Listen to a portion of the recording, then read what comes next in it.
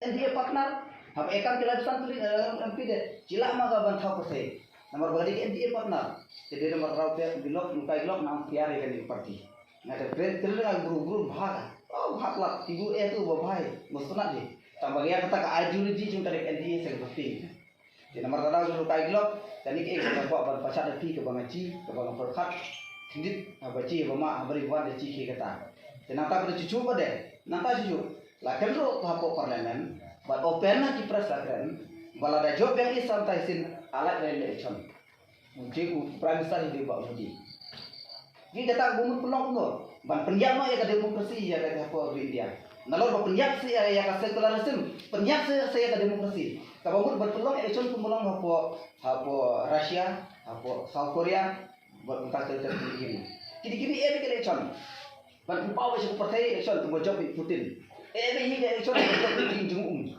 Kumta terter, election. Te hari ini kira orang mengindum pelok election su nama boleh, bah kaji semua cuti kalau balas. Ini job yang tersi. Kini mana yang full flat majority. Tamu mereka mau election. Pasti cakap mudi. Orang punya election, tambah kini di partner di election. Bah kaduk deh. Tuh NPP election berkabis bimtan. Te NPP cari ada opposition bah, biangkan nomor bah. Kali kat tinggi.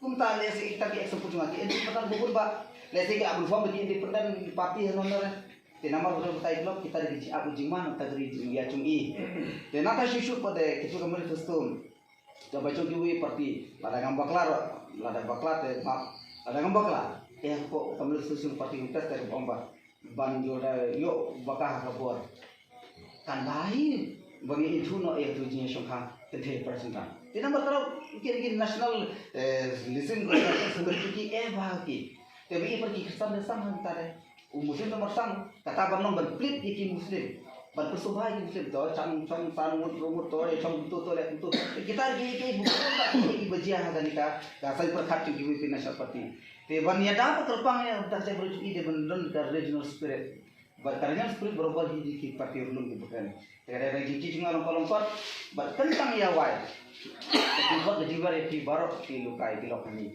waktu yang mengerti ya orang hilok baab jimal dah jadi parti te berkampanye ke parti rumjuli ke keren